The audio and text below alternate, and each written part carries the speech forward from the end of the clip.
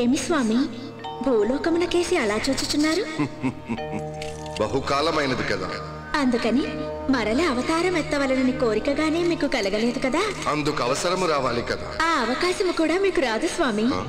అంత ఖచ్చితముగా ఎలా చెప్పగలుగుతున్నావు లక్ష్మి? జగన్నాటక సూత్రధారి అయిన మీరు దశావతారాలెత్తడానికి కొన్ని యుగములు పడితే భూలోకమున మానవుడు అలవోకగా 6 నిమిషానికి ఒక అవతారం ఎత్తుచున్నాడు. కటకట ఆశ్చర్యముగానున్నదే. వారు ఎత్తు అన్ని అవతారములలోనూ ముఖ్యమైనది మార్జాల అవతారము.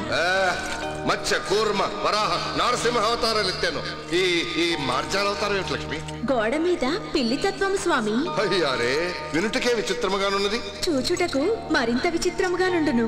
అయినచో ఒక్క పరి తిలకించవలే. అంత ముచ్చటగానున్నచో సందర్శించుడు నాదా.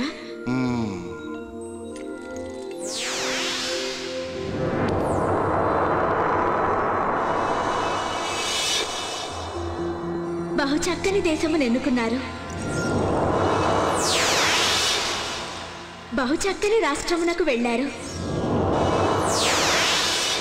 ఆహా, బహు మంచి రాజధాని.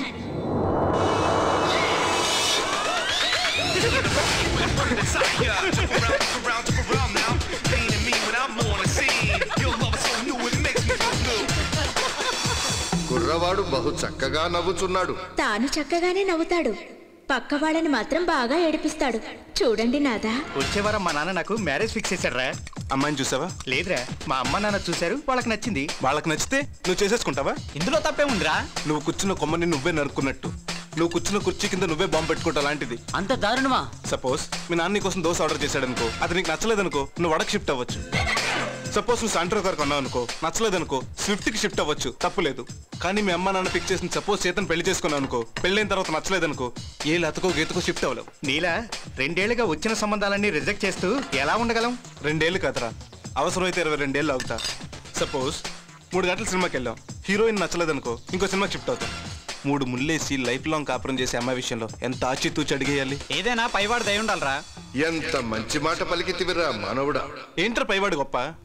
వెంటనే వాయువు తీసావు కదరా వానరుడా. సరేరా, నీ కాబోయే భార్య ఎలా ఉండాలరా?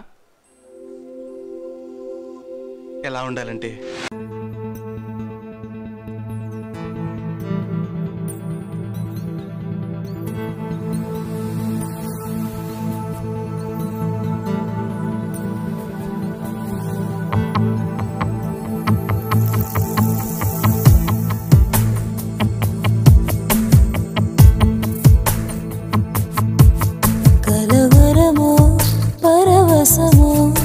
ఏమైందో ఏమో చిన్న